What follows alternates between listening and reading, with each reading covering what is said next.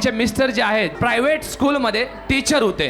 त्यांचा पगार एवढा नव्हता म्हणून त्यांची परिस्थिती जी आहे ते व्यवस्थित नव्हती, म्हणून त्यांनी एक कोचिंग क्लास चालू केलं. पण लॉकडाऊन मध्ये त्यांचं कोचिंग क्लास बंद पडलं. ओके. मग त्यांनी काय केलं की इकडून तिकडून नातेवाईकांकडून बँकेतून कर्ज काढलं आणि त्यांनी फर्निचरचा व्यवसाय सुरुवात केली.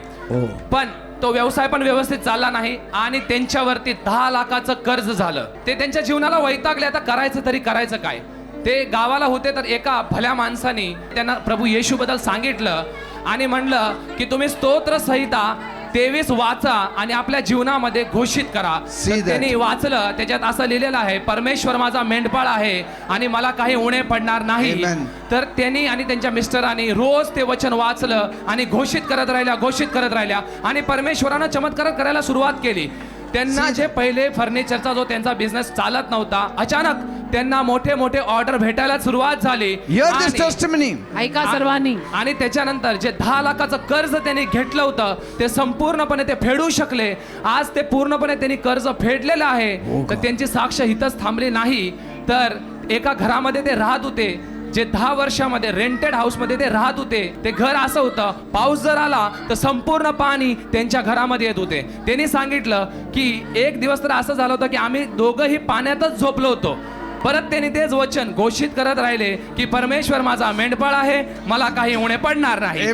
आणि तसंच झालं. जे 10 वर्ष ज्या रेंटच्या घरात राहत होते त्यांनी ते घर विकत घेतलं आणि तिथं आज एक मोठं घर बांधलेलं आहे आणि ते आणि त्यांचा परिवार सुखी आहे. ते केवळ त्यांनी वचन घोषित केलं, वचन ऐकलं. तसंच प्रियानो, रोज शनिवारी या, वचन ऐका, पाठ करा आणि आपल्या जीवनात घोषित करा. वचन ऐकायला मात्र दर शनिवारी येत राहा. Praise God. हे खरं आहे जे काय म्हणतात, सगळं खरं आहे. कर्ज होतं आमच्यावरती. आम्हाला वाटत नव्हतं की आम्ही कशी त्याच्यातून बाहेर पडू, पण मी 2च महिने ते वचन म्हणत राहिले आणि 1 जानेवारीला मी ते सगळं कर्ज फेडलं आणि आता माझ्या डोक्यावरती 1ही रुपयाचं कर्ज नाही. बघा, सगळे येशू प्रभूमुळे झाले. आणि अजून एक गोष्ट आहे, यांचे मिस्टर जे आहेत पहिले ते प्रायव्हेट टीचर होते आणि अचानक प्रभू येशूनं चमत्कार केला. त्यांना आता सरकारी शिक्षक होण्याचं लेटर देखील भेटलेलं आहे. माझे मिस्टर 15 वर्ष झालं बिनपगारी काम करत होते. अगदी 5,000 रुपये सॅलरी मिळायची, ती पण टायमिंगला मिळत नव्हती. 2-2, 3-3 महिन्यांनी मिळायची आणि त्यांना परमनंटचं येशू बाप्पांनी लेटर मिळवून दिलं आम्हाला. सरकारी काम मिळालं आता. God bless you. God bless you. हे पूर्ण कुटुंब आहे. ही बहीण सांगते की ऑगस्ट महिन्यामध्ये ते प्रेग्नेंट राहिल्या. मागच्या महिन्यामध्ये ज्यावेळेस त्यांचा 5वा महिना पूर्ण झाला होता ते रेग्युलर चेकअपला गेले. डॉक्टरनी ज्यावेळेस रिपोर्ट काढले, स्कॅन केल्यावरती असं कळालं, डॉक्टर म्हणाले की तुमचं जे बाळ आहे त्याच्या डोक्यामध्ये पाणी साठलेलं आहे आणि जर तुम्ही त्या बाळाला तसाच जन्म दिला तर त्याच्या जीवाला धोका आहे आणि जरी त्याचा जन्म झाला तरी तो मतिमंद राहील आणि तो व्यवस्थित जगणार नाही. तर त्यांनी ॲडवाईस केलं की तुम्ही अबॉर्शन करा. पण ते म्हणतात की आम्ही चर्चमध्ये आलो, आम्ही प्रार्थना करत राहिलो आणि परमेश्वराने चमत्कार केला.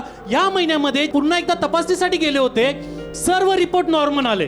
परमेश्वराने त्या लेकराला आरोग्य दिलं जे अजून जन्मलं देखील नाहीये, कारण का परमेश्वर काळजी करणारा आहे आणि परमेश्वराने त्यांना तो आनंद दिलेला आहे. हे बरोबर आहे. मीच केली प्रार्थना परमेश्वराला. बघा, आणि ह्यांची साक्ष आहे, हे त्यांचे सासरे आहेत. ते सांगतात की 6-7 महिन्यापासून त्यांच्या हृदयाला खूप दुखत होतं, त्यांना चक्कर वगैरे येत होती अचानक. तर ते सांगतात की ज्यावेळेस ते हॉस्पिटलमध्ये चेक करायला गेले, स्कॅन केलं, त्यावेळेस असं कळालं रिपोर्टमध्ये की त्यांचं जी हृदयाला जी मेन रक्तवाहिनी आहे ती फुगलेली आहे आणि त्यांच्यामुळे त्यांना त्रास होतोय. त्यांचे सर्व रिपोर्ट बॉम्बेला पाठवले चेक करण्यासाठी. तर त्यांना सांगितलं ती रक्तवाहिनी आहे ती चेंज करावी लागेल, 8 ते 10 लाख खर्च येणार आहे.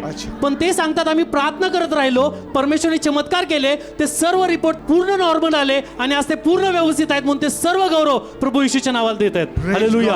आमेन.